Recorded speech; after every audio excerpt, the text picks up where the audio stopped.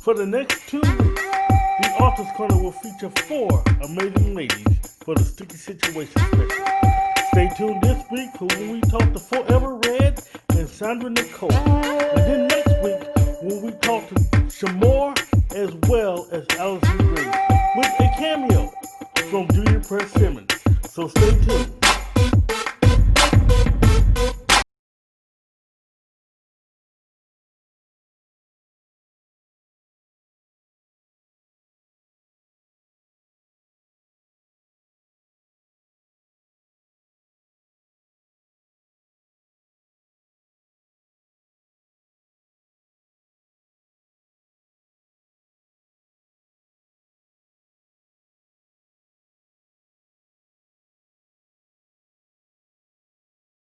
When the Author's Corner returns, we're going to have a chat with Forever Red.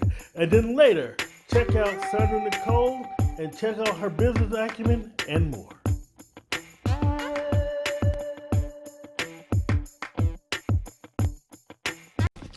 Have you seen The Author's Corner with H.D. Campbell? It's the best show you're not watching. Every week we have authors, editors, artists, and others from various industries.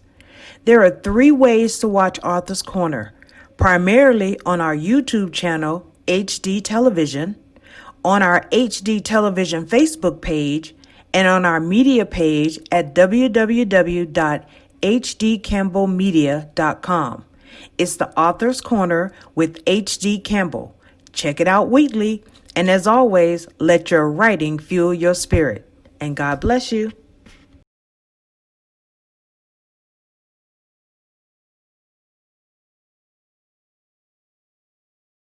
So I want to first talk to you about, I just want to jump right into it, the Velvet Trail in the Yes. Sticky Situations book.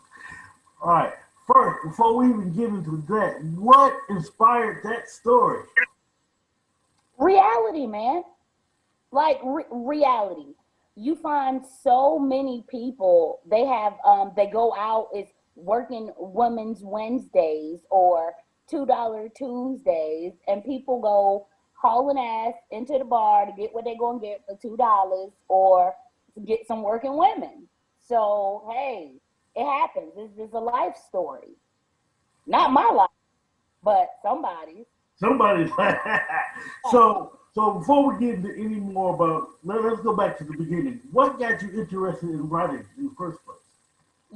That's actually a funny story, and I have 2 answers. Which do you want to hear? The interview answer or the truth? I want to hear both. All right. So my interview answer, because we are having an interview, my interview answer is I was in a place in my life where I just needed a release.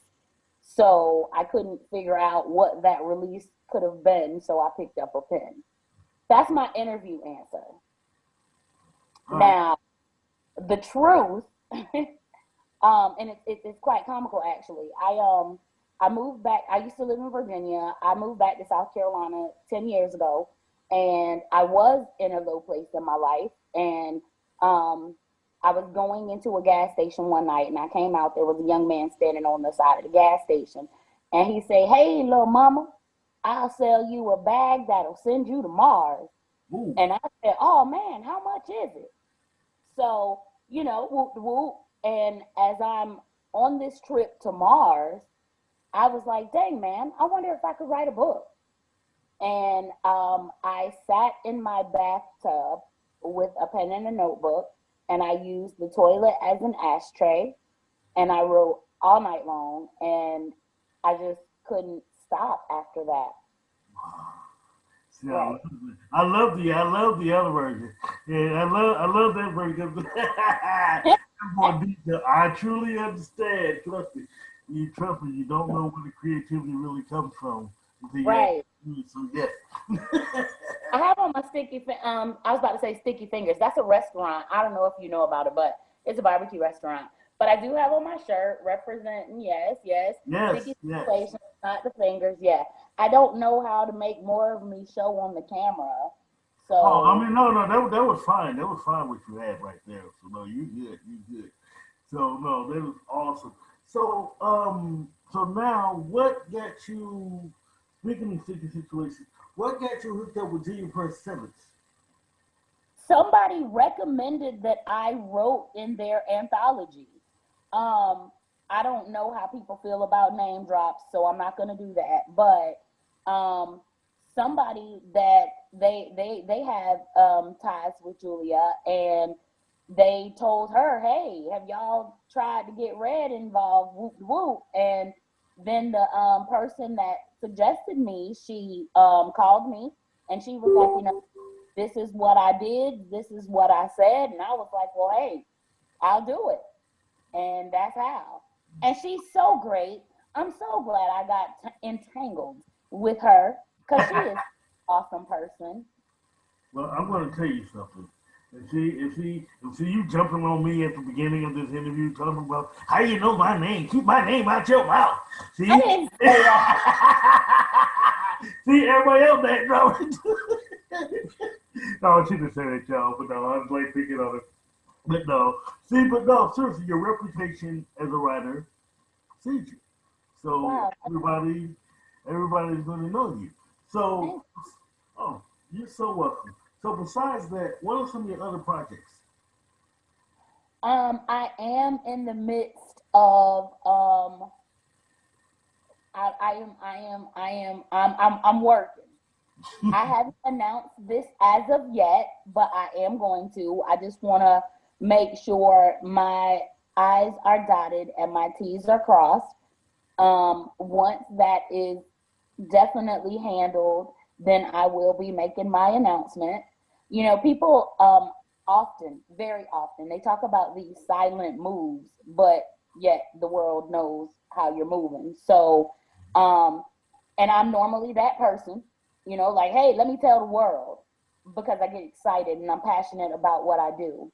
And so this time I am going to test the waters with these silent moves. And when the time is right, then it will be loud, very, very loud. Now, that's current. And as far as that, I also am working on a piece that I've been working on since 2013. Um, it's not anywhere near finished. It's just a few words in, but I have to be in a certain mindset for this particular story because it's more fiction. I mean, it's more nonfiction than fiction. So I got to make sure my lies are right. But after that, that's the story that I'm taking down to Tyler Perry. I'm gonna mail it and I'm gonna take it too because I'm gonna be in his face like you better get this work. All So right. that's what I'm doing. I'm definitely not stagnant. I am working and creating and trying to make my mark by nook or by crook. These folks will know my name. Well, I'll tell you what. I've been picking on you since the beginning, but seriously though, your name is out there. You do some. I mean, you don't know how, but your name is out there. You must do good work. You must write. People know you by your reputation. That's So, awesome.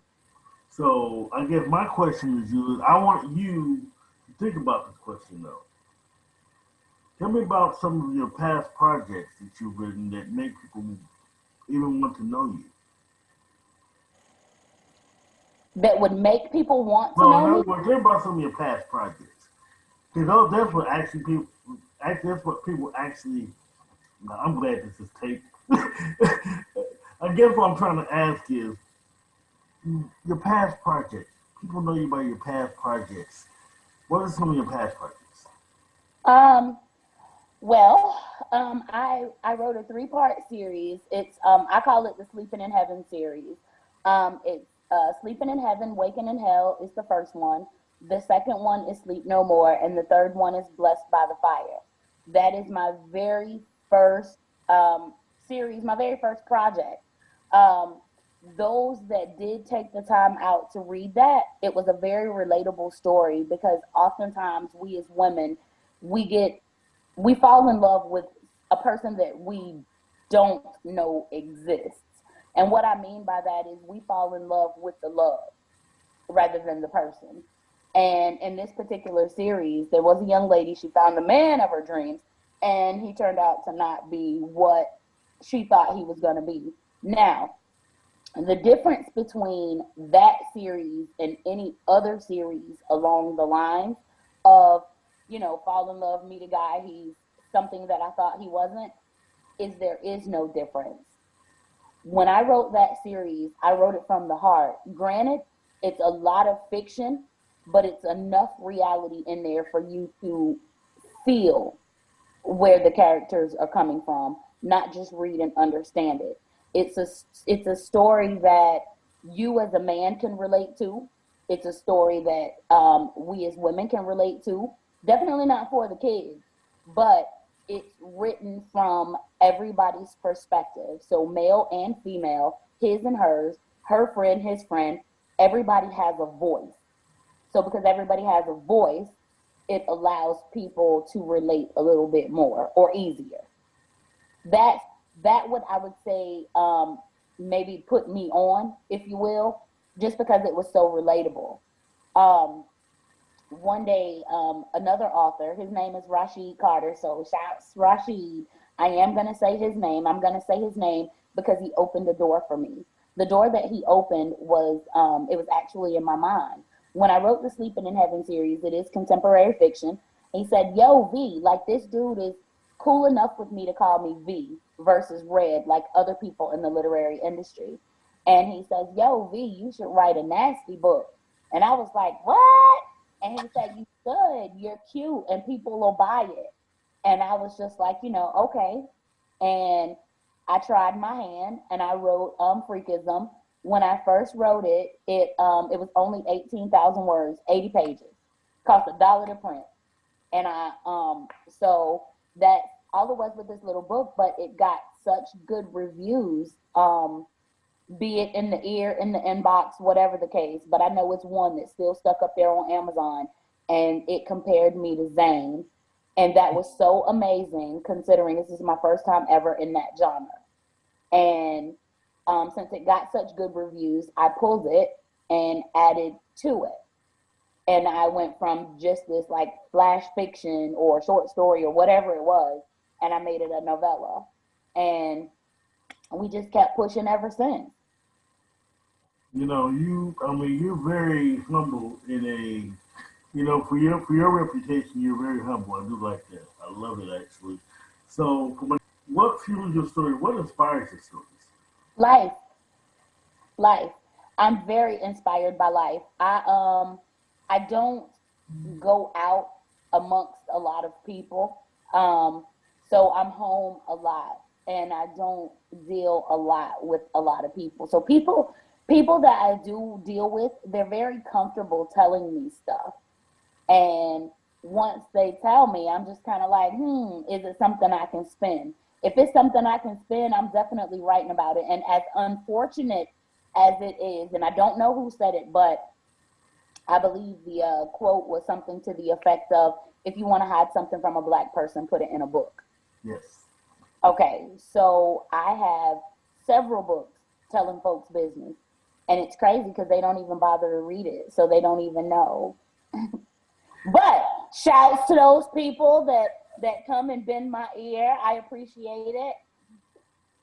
You So know, that's all life.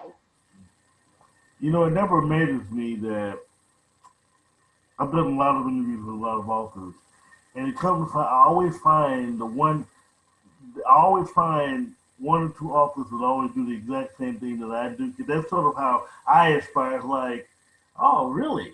Is that how? That's how it went down. Then ends up in the book. Exactly. They're not gonna read it anyway.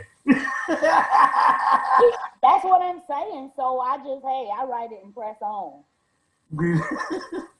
So see, that's one thing we have in common. I don't feel bad now though. Not at No, all, not alone in it. So I'm good. not so bad at all.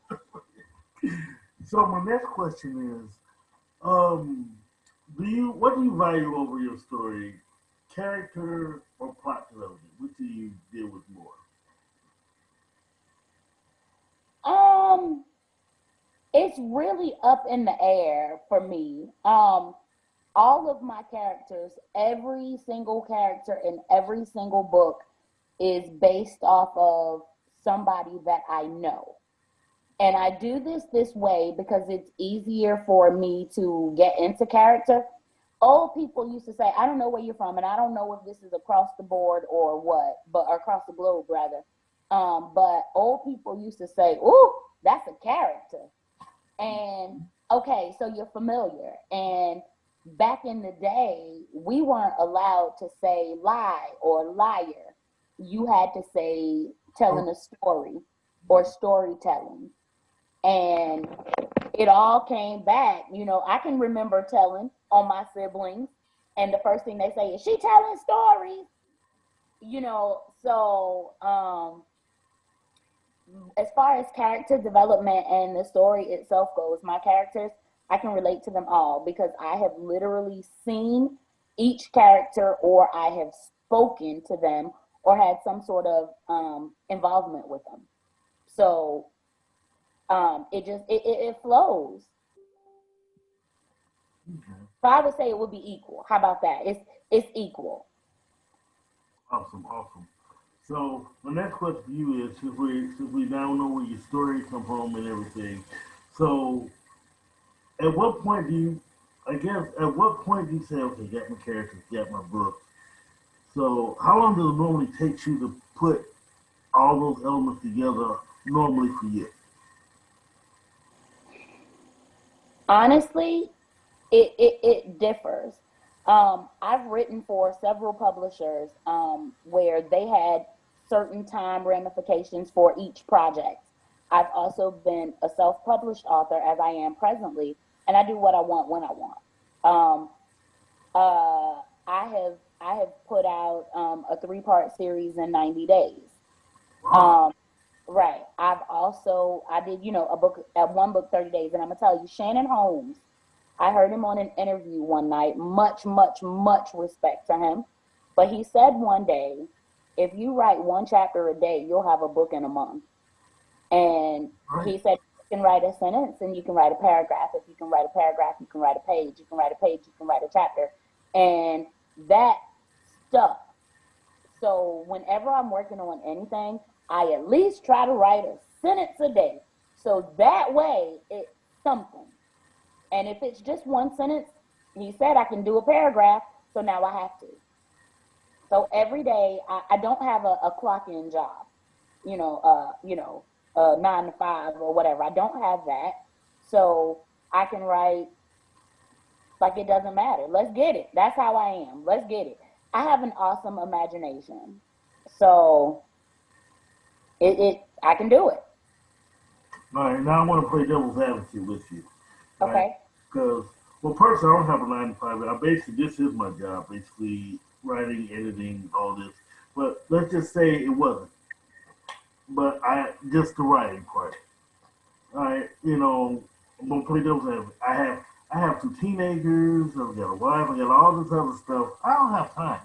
I'm too busy trying to take care of this house because you know I just don't have time. What would you say to me?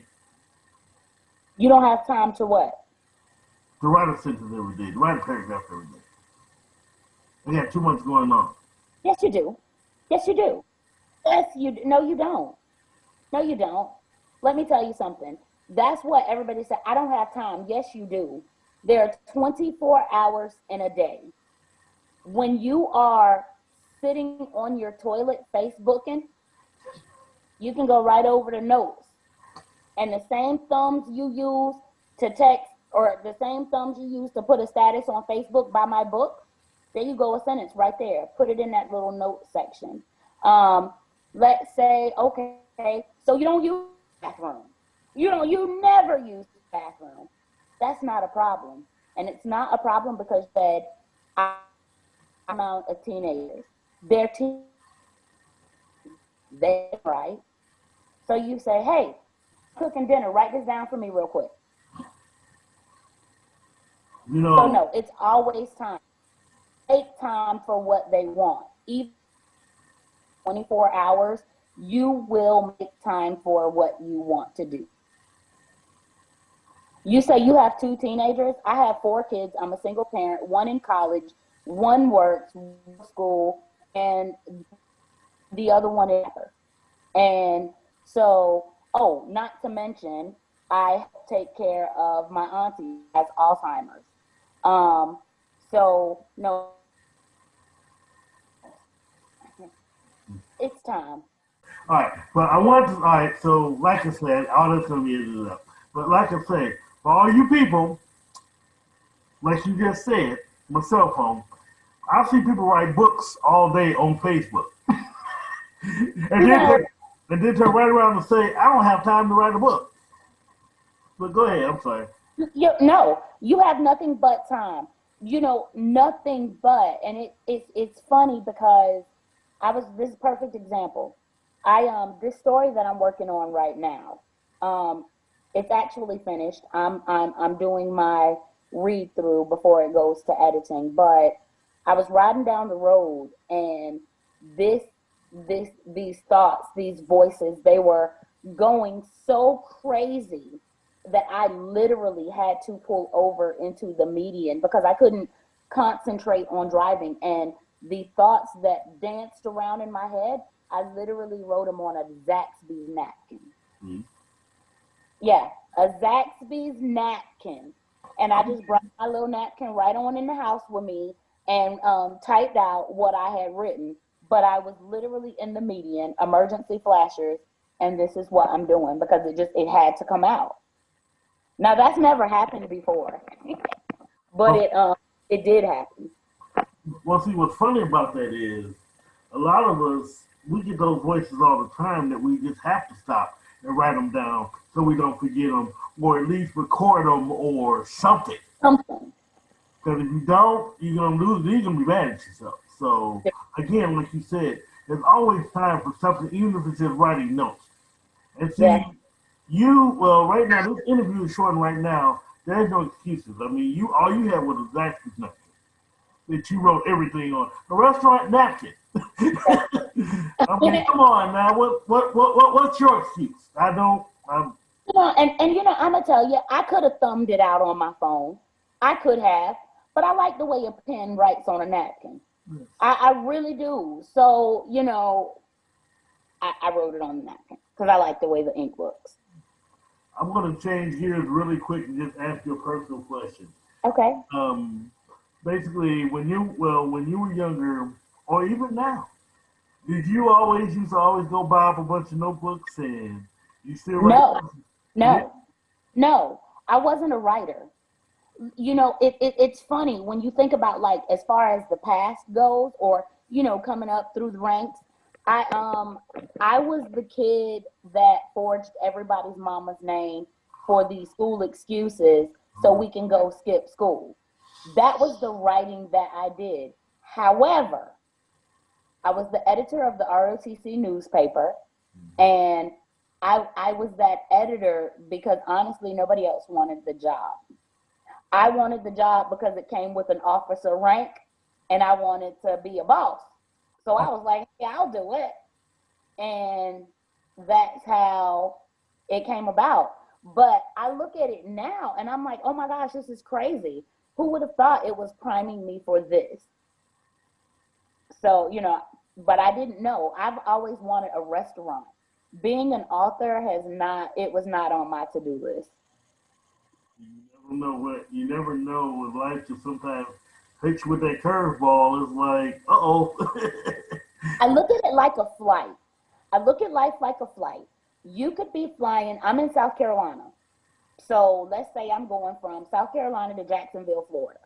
It's a 4-hour drive, but I have to drive through Georgia and some of South Carolina to get there.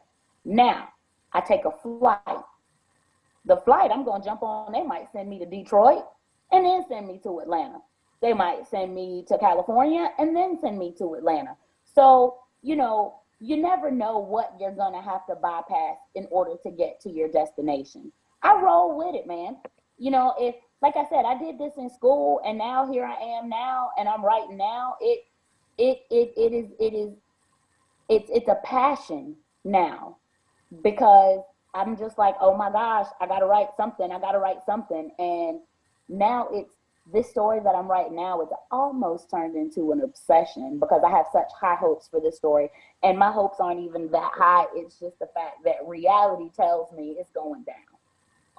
It's funny. I know you're gonna get tired of me saying this, but this is more than likely why your reputation precedes you.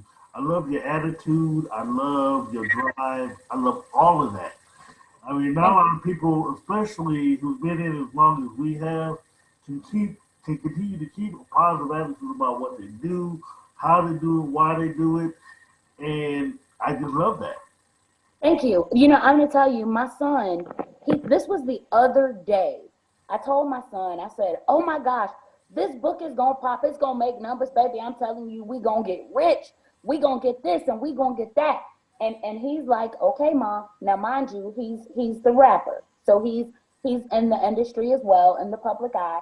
And he says to me, he says, "Mama, I don't want to steal your vibe.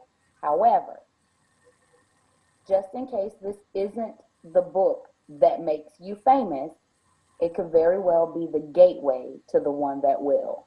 And it touched me so much. Like, if there's nothing else to say after that. It's nothing else to say because, like I said, with this book at present, how I feel about it, how life is telling me it's gonna be. It's okay, but I'm not gonna speak the negative and say if, because I haven't said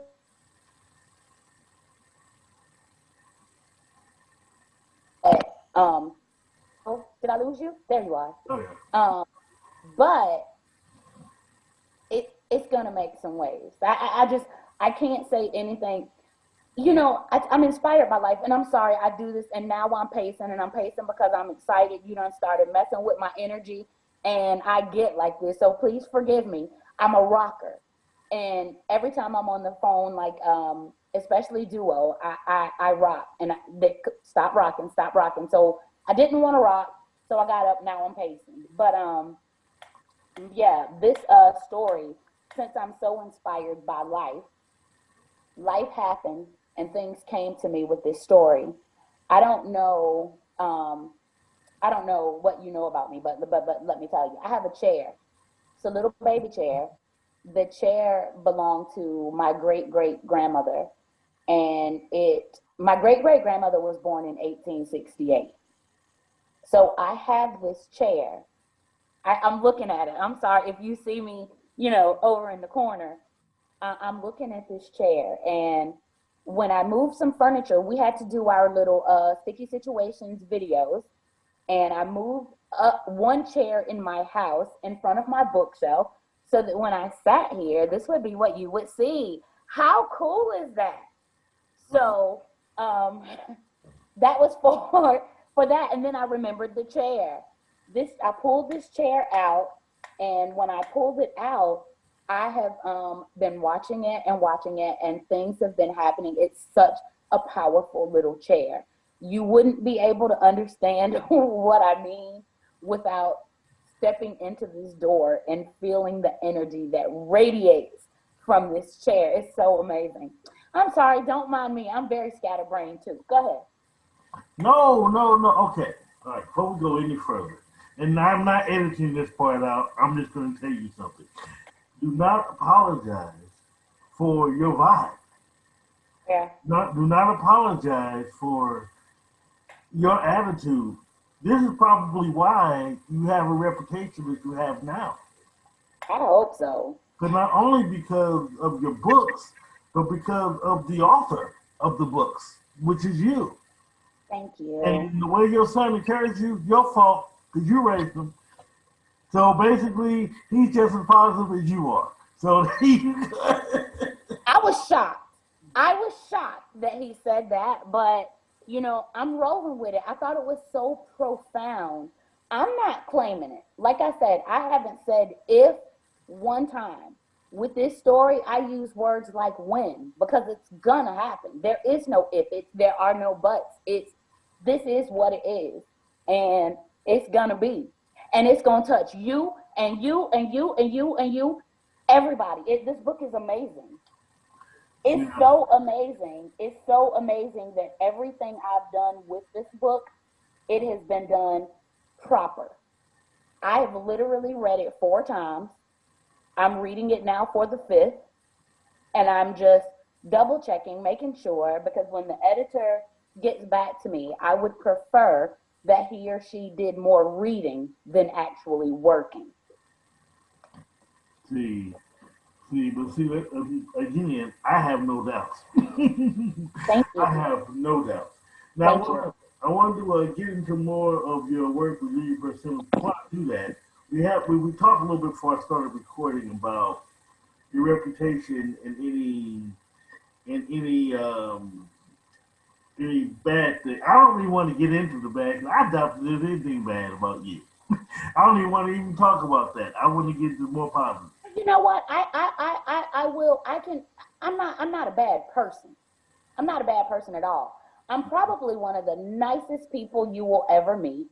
I am very much a pushover because I like to see people happy. However, I get full. And just like anybody else, I'm no different from anybody else. My feelings get hurt, my buttons get pushed, and yeah, I'll fly off too. But but but not until you take me there, because like I'm super cool. I'm super laid back. I don't want no problems. I just want to write good books and have people recognize it. That's all. See, that's one thing I love. That's one thing I love. We talked. I talked about this yesterday with some more books about people who want to just be angry and be, competitive and all this stuff in an industry where we all can get that. We I can. really don't, and just like Shamor was saying yesterday, we really don't understand why people aren't more unhappy with their craft. They want to worry about what you're writing and what she's writing and what you guys got going on. I don't get that. You know, because of the competition factor, those that are more concerned with the productivity of others, because they think that it's a competition. That's also the same individual that's running a race, yet they're looking backwards. So, as far as I go, I don't care. You might have heard the saying, what I eat won't make you shit. Thank you. Oh, okay. Thank you. Yes, Yeah, I have. yeah.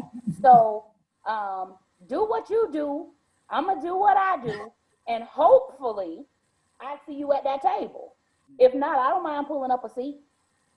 I don't mind at all. But see, my thing is, I want to see you win. I want to see everybody win. I want to see Me you win. I want too. us all to win. Me too. And you know what? And for me to see you winning, it helps me out because it motivates me to know that if you can, I can. So I appreciate that. I've been in the literary industry for almost 7 years. It'll be 7 years in December. I ain't brought home, $1 million checks, $1,000 checks. I was struggling for $100 checks. But, you know what I'm saying? It happened. And I'm not a national best-selling author. I know I can throw that on my book, but I opt not to because I'm not yet. It's coming. And when it does come, it's going to be well deserved. But when it does come, it's not going to be because I was looking back at what you were doing or what she was doing or what he was doing. It's coming because I stayed focused and I kept my eyes straight ahead. So that's it. My lane is super easy. Ain't no traffic over here. See, I just truly don't understand why you are a single parent. You are just so awesome. Thank I, you. I'm I just, a parent. I am a single parent because um, I found my worth and I realized that it's just, there are going to be people that aren't going to like you. There are people that aren't going to love you.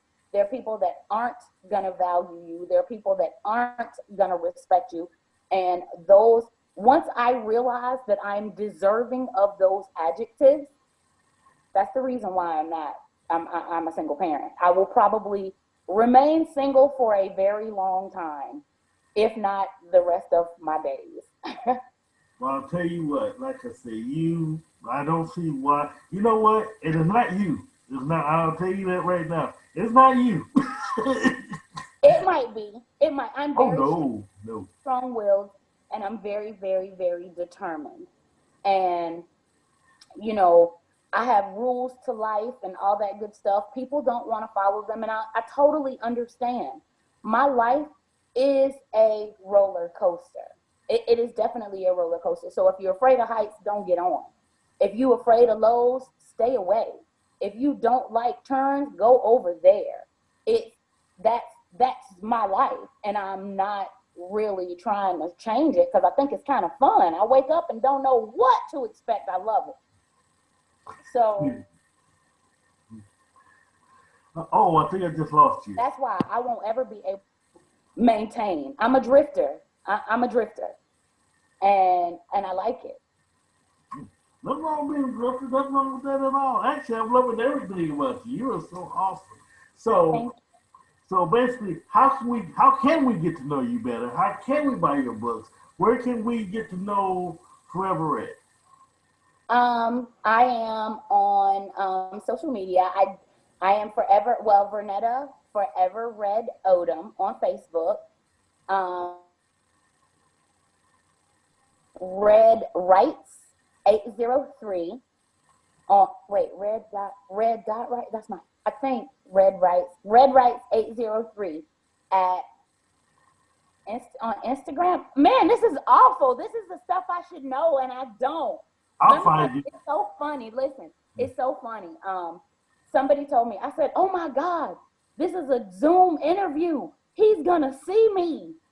And so somebody says, you better not worry about what you look like and think about what's going to come out your mouth. And I said, no, I interview good. I'm not worried about that. And then you ask me something so simple and I don't know the answer. So you already told me about your project, but what more is in the future? I know you got some more stuff in that head of you. You know what I do? Like, it comes, and I tell people words are immortal. So even when we're dead and gone, they'll still be here. So it's the same with thoughts. And I don't want to say as long as I got my good mind, because that's debatable. But I'm going to say as long as I can formulate a sentence, I will continue to push my pen. Well, before I get to my final question, I do want to say this. I want to say not only did I get more than what I bargained for, I mean, and I'm not even talking about you just an author and a good person. I mean, come on. I mean, you have talented children. I mean, you take care of your aunt. I mean, Thank you. and still coming on here smiling, and I mean, Yep. everything. That is so beautiful. I just look. In other words, I love people with great attitudes. That's just Thank me. you. But no matter what's going on, I mean, the world could be burning outside, and you're still smiling. Can I tell you something before you get to your final question? Go ahead. You heard the saying, I'm sure, and I got a bunch of sayings. Oh my God, I'm old and I'm country. So I have a billion sayings. That's going to be another story I'm going to write down the line. It's going to be a book. It's going to be called My Daddy Said. And, but anyway, so I know you've heard the saying, sometimes you got to laugh to keep from crying. Yes. Okay.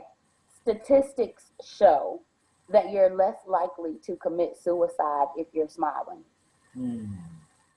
So I like to smile. I like to see people smile. I think that it's great. You never know how a kind gesture could possibly save somebody's life. That's how I see it. So, and it's so crazy because literally 8 minutes before I called into this Zoom, I was crying my eyes out. And I'm just like, you know what? Let me get myself together and get what I need to get done because this ain't gonna happen. Not this way. So, here's my game face. I'm glad you like it. And I hope other people do too. I hope they like it so much that they're encouraged to go and buy a book, not just any old book, because I'm not pressing nobody about what's already there. I'm pressing them about the yet to come because the book that I am referring to needs to be in the hands of every literate person across the globe. And that's how deep it is. I'm standing by it. And I'm putting all of that on it, everything on the line. Right now, I have in my possession the book. Awesome. That is not a problem. Real quick question, get to my last question though. Okay. Where can we buy your current projects? Amazon. Amazon. You go on Amazon and you can forever read me. Um, that's what you do. Go on Amazon. You can forever read me. It is forever read with two D's. The reason why that is because I would like to have everything I ever write to be forever read. Um, yeah, I knew if I put READ, people would automatically assume read. I knew if I put RED, they would automatically assume color. And I put an extra D so you would know it might just possibly be something else, but it's broken down enough for you to know that that is read, no matter how you look at it. Awesome. So here's part. So I'm back to part of the show now, where the final question, I give you the final word. Say whatever you want to say. Give shout outs, advice, whatever you want to say. The floor is yours. Okay.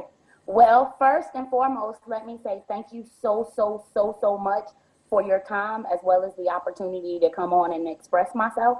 Greatly appreciate it.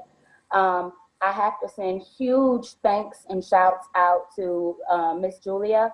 That's simply because she gave me an opportunity as well. And it was also another outlet to put my name somewhere so that somebody might be reading Shamora books or Allison Grace. They might be reading them and they just happen to thumb across Forever Read. So I appreciate Julia for allowing me to come into the project and introduce myself to some of her fans and some of her teammates' fans. As far as shout outs go, I have to scream from the top of my lungs, Diane Rimbert. I call her the Deacon. She is everything to me. She's had my back through thick and thin, and she continues to have it every day. I love her. She means so much to me. Oh my God, I'm going to get emotional. Um, Also, Jonna Brown, Jonna B. Um, she's an author, she's a creator, she's everything. I can honestly say that she did offer some of her penmanship in my story. She's greatly appreciated as well. Um, so I appreciate her for her words as well as her ideas and the contributions that she did to make my story a huge success. And yes, I am claiming it. Um, so I think that's it. As always, you can always look me up on Amazon. I am Forever Read. Now I am a Sticky Situations author, but I have other works as well. I write urban fiction, contemporary fiction, as well as erotica. The story that I'm going to beat y'all down with is neither of those. If you want to get into a Forever Read novel, then I strongly suggest you read The Devil's Mouth. Phenomenal. And that's all. Like I said, thank you so much for having me. When the Office Corner returns, we'll be back with Sandra Nicole talking about the lies she told and her contribution to sticky situations.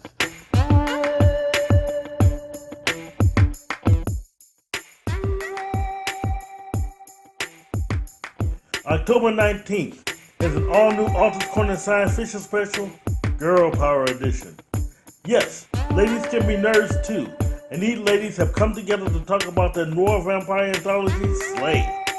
Then we talk about writing, science fiction, fantasy, and so much more in between. 5 ladies I call the Female Justice League. Join us, we talk to Penelope Flynn, Alicia McCullough, Michelle Tracy Berger, Samantha Bryant, and all brought together by Nicole giving Kurtz a fun check.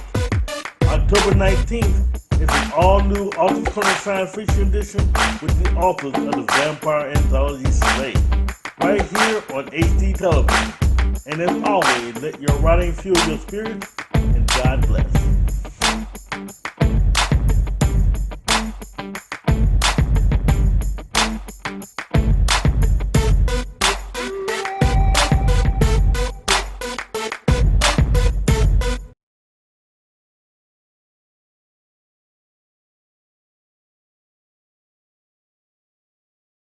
So you're an author, you're a consultant, you do a lot of things, you do a lot of marketing for authors, different things for authors. Let's start from the beginning. Author. What got you into writing? Oh, wow. I've been writing since I was 8 years old, actually. And I entered a contest that was sponsored by Ebony Jet magazine. I don't know if you remember that magazine. Yes, I do. Yes. But they had a writing contest, and I entered that contest. And even though I didn't win, they sent me a letter, and the letter addressed me as writer. So I was like, oh, okay. So after that, I used to write little books in elementary school and publish them. And then in high school, I wrote this paper, and the teacher said, you should really consider getting this published. I'm like, really? So in college, my teacher told me that. So then after all this advice, I finally decided to publish books. And I've been publishing ever since. Well, remind me to tell you a story later, because again, Okay. I'm going to let my audience know this is show's been on to you. Never had this woman on. Now I'm finding the female version of myself. We'll talk about that later. Okay. That is like so freaking awesome though, because you get so many. When you write well, people recognize that. Mm-hmm. And so, how did that feel coming up? That anything you wrote, people. I will give you this quite example, like real quick. I wrote a poem for somebody for another friend of mine who was Mm-hmm. who was trying to get a girl or whatever. He read the poem and he says, Mm-hmm. "Damn, this sounds like a soul jam." You know, it's like my ego kind of shot 100 degrees. Mm-hmm. So how does that feel when so many people compliment your work as you were coming up? How did that influence you? Well, honestly, it didn't really have a lot of impact on me because I didn't really see what I did as anything like super special at the time. I just knew that I liked to tell stories. And so when people started to say, like, if I run into somebody in the store and they recognize me and they're like, you wrote that book. And I'm like, yeah, which book? So it didn't make me have like this big ego or anything like that. Most people would say, how are you so humble when you've written all these books? And I'm like, it's just me. It doesn't change me, that I've written books and things like that. So it feels nice for people to recognize your work, but it's just like I guess it's just a regular thing for me. Awesome. So now, how do we get into publishing your first book? How do we get from wanting to be a writer to wanting to be an author? Well, I decided to publish my first book actually after I graduated from high school. I went through this whole little phase, and after listening to my high school teacher who said I should get the paper published, I went and I sent out all these query letters to different agents and different publishing companies, and they all rejected me. So I'm like, does that mean I can't write? Or. So then in college, that's when I finally learned about self-publishing. And that's kind of what like catapulted my whole career was when I self-published my book. Yeah, that's awesome. Now, tell me about some of your titles. Well, my very first book that I published was called No More Drama. That's what it was called. And it was about a lady who was married to this man. She was a wealthy lady. She had all this money, but she felt neglected in her marriage. So she ended up cheating with this guy out of prison. And, he almost killed her and all that stuff. And it was loosely based on things that I had saw on TV at the time. And so, but I republished that book later and I called it Foolish.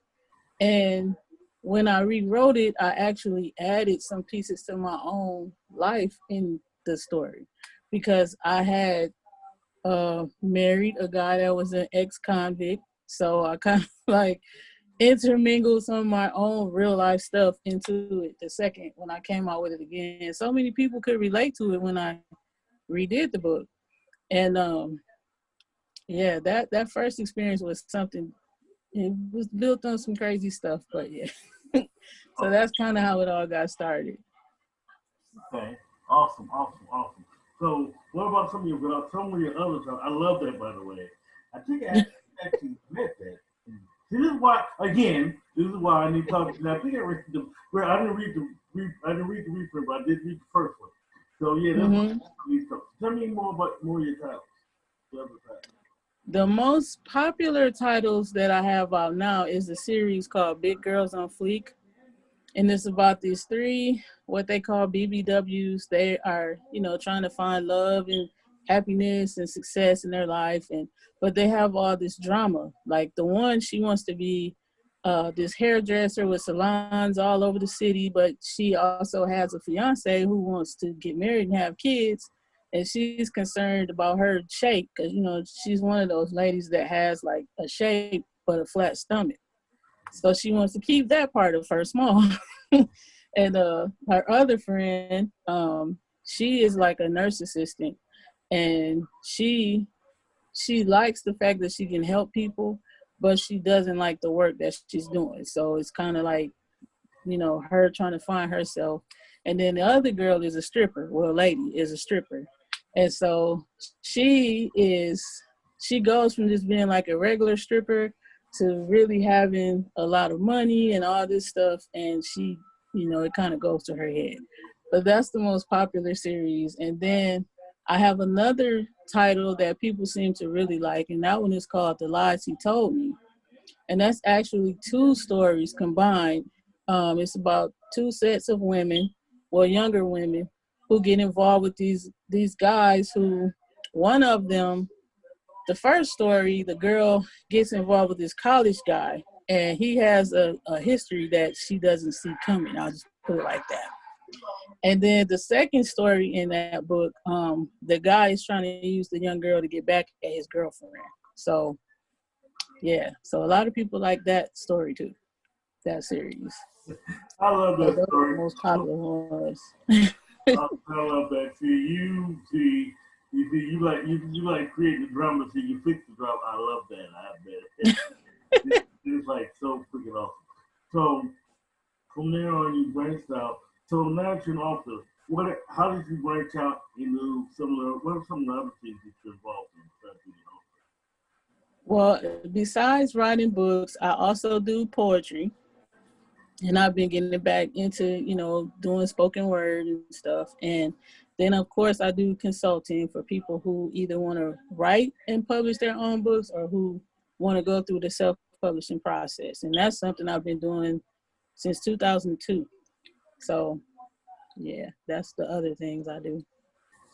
Awesome, because I actually will have a lot of people that will come to me and say, well, how do you write a book? And how do you, there are a lot, I guess by the time they decide they want to, I'm already editing and things like that for them.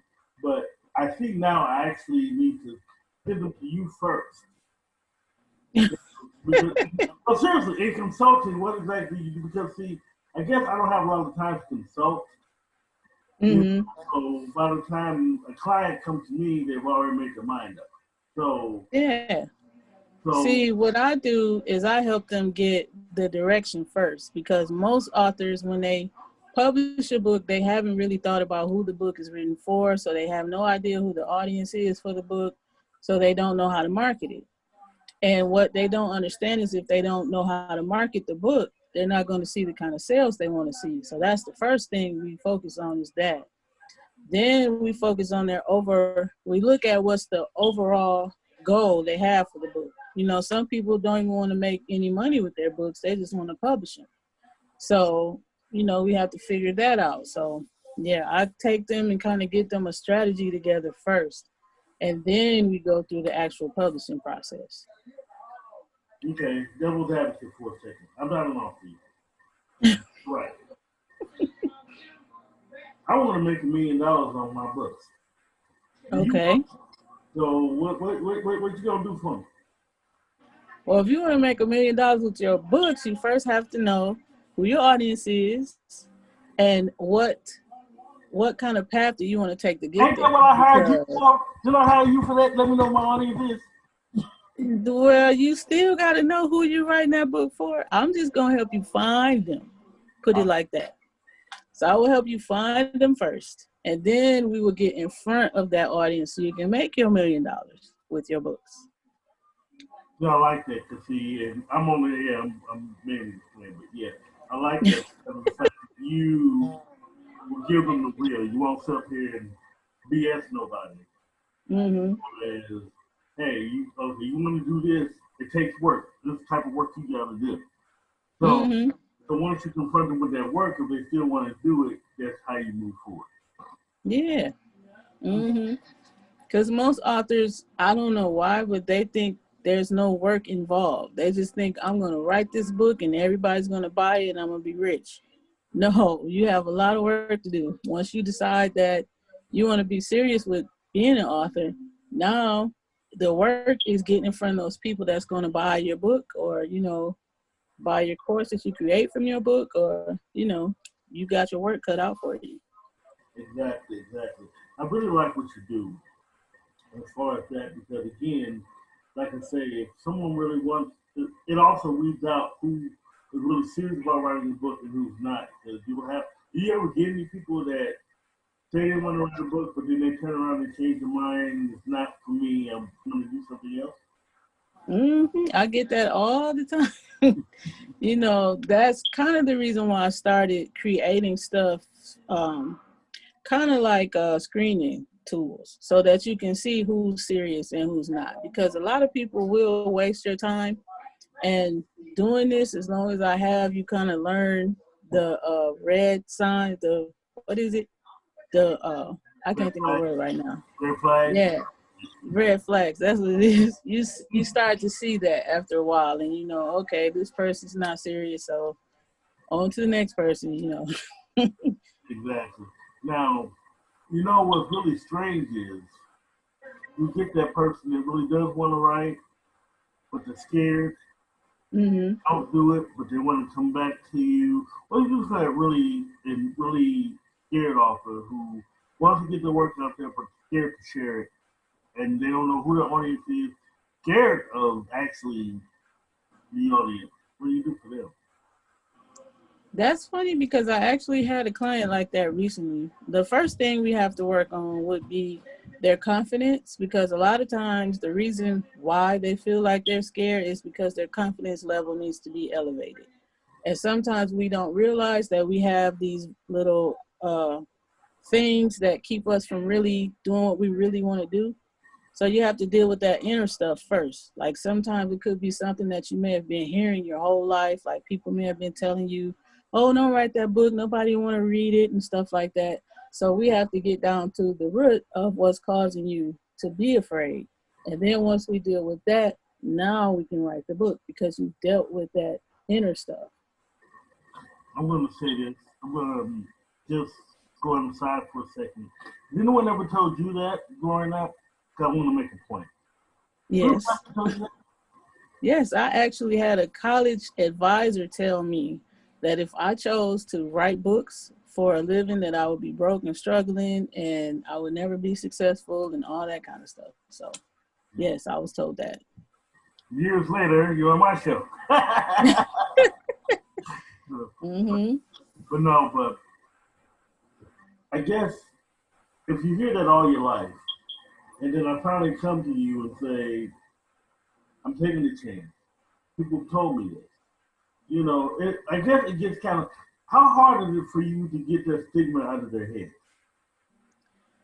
Ooh, some people, it takes a good 30 days at least just to get through that part. And then after that, it probably take a few more weeks for them to finally get into that the writing mojo in order for them to get into that. But it usually takes about a month for them to really get over that. I'll give you another question out of the example.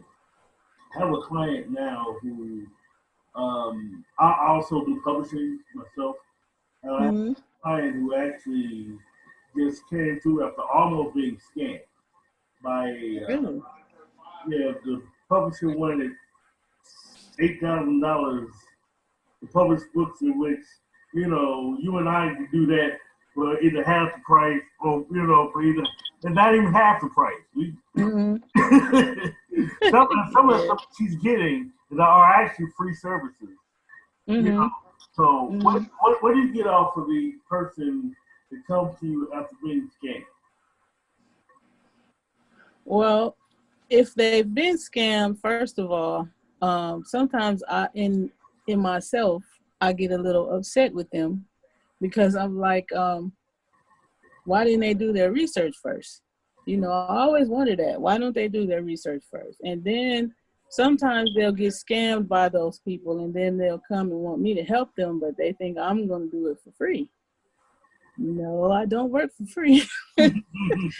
So I let them know I will help you fix the problem, but this is how much it's going to cost. I always tell them that up front, because a lot of them will come to me with the sob stories like, I went to this company, I paid them $8,000, I don't have any more money.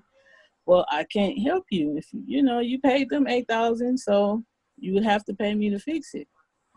So that's just how it is. And Barbie, where thank God I called her before.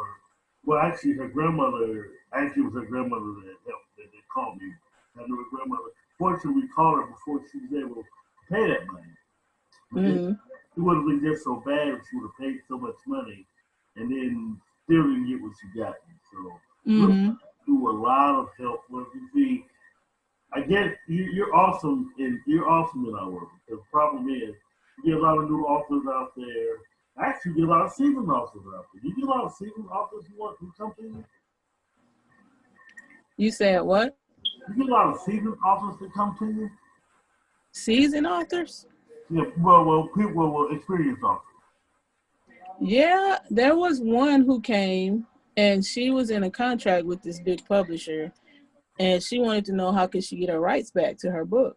And so I told her what she had to do in order to get her rights back. And when she saw the process, she was kind of like, I don't want to do it. I don't want my rights back. And then another one said that they were going to stay with their publisher because they didn't want to be responsible for marketing their books.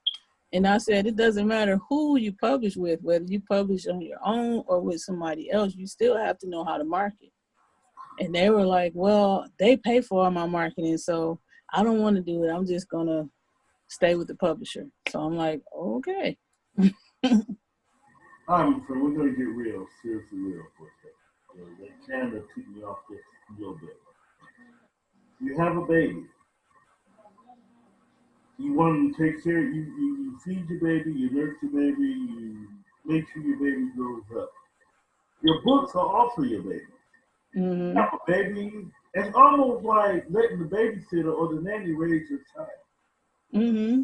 You can hear that? I mean, seriously, they would actually rather let the publisher handle their baby. Now, Yes. if they do, fine, but I want to be a part of the process. What can I? Right.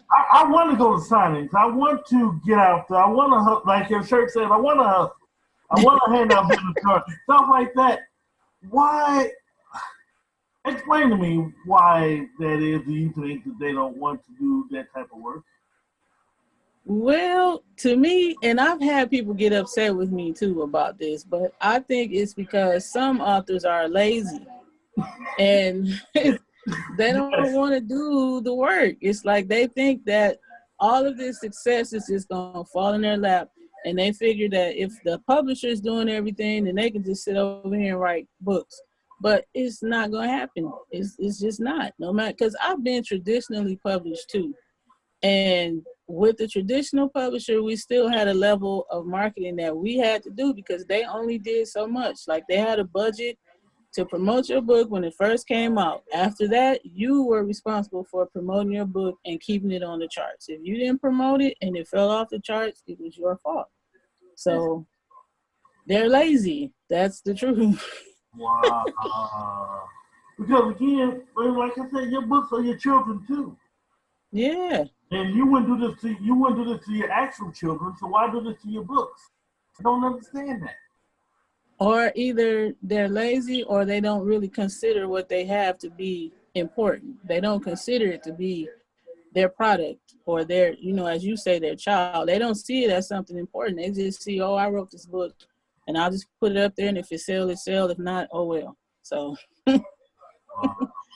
Between my books and this show and everything that I do, I try to make. You gotta keep yourself out there. You gotta keep yourself. You gotta keep your name out there. you do. I mean, well, I'm just glad you're out. You're out there reminding them of that.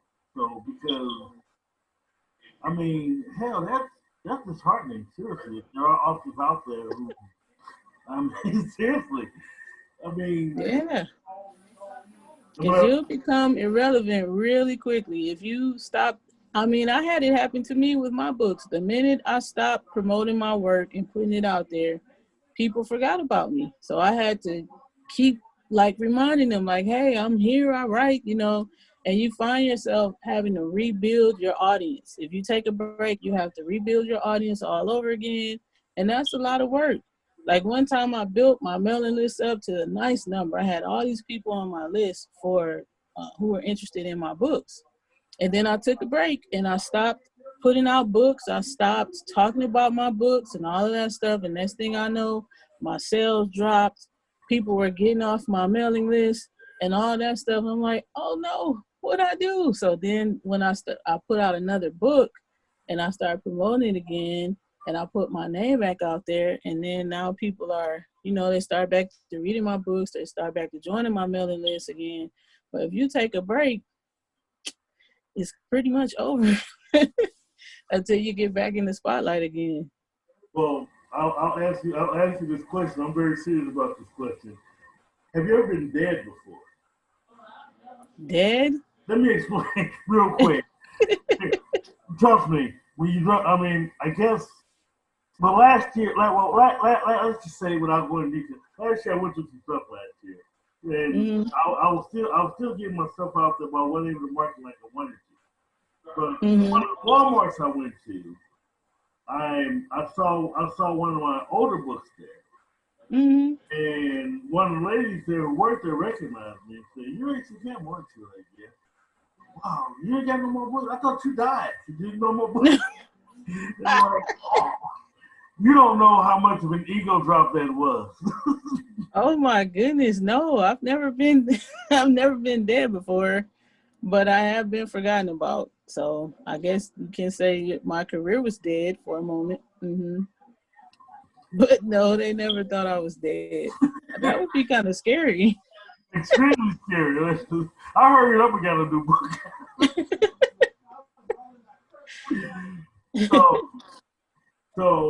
So what else does your company Well, we also do a lot of blogging because, blogging for me is what opened up the door for me to be able to work with other people with publishing their books and, all that kind of stuff. So we help them with the blogging strategy, help them promote their books, and we also help them create courses because a lot of people take e-courses now where they can, go on the internet and do all that. So we help them take their book and find the subject of the book and turn that subject into a course. So that's some of the other stuff that I do too. I like that. I love that. So you do all this. So do you do blog tours? Do you work for blog tours and things like that? I actually been in contact with a few people who were interested in putting them together for my clients, but I haven't personally hosted one for somebody just yet. Okay. So you do all this. It's like you're doing all this and everything. What do you do when you're not working in saving the literary world? When I'm not in the literary world, I'm running around doing stuff with my kids. Yes. And shoot, I'm always doing something literary though. I mean, it's either poetry focused or working on a book or a blog or something like that. So it's like I'm always consumed with the literary industry. So. Okay, I'm just gonna put it out there. When I say you're the female version of me, I'm tired of doing these interviews. I told Marlon McCluskey this the other day. Because he's also a version of us too. Like I'm tired of doing these interviews where it seems like I'm talking to myself the whole time. Oh. Because between you being consumed with the literary world, between you got a million hustles in the literary world, between it just seems like, wow, we need our own Justice League or something. It's like We do. I'm dead serious.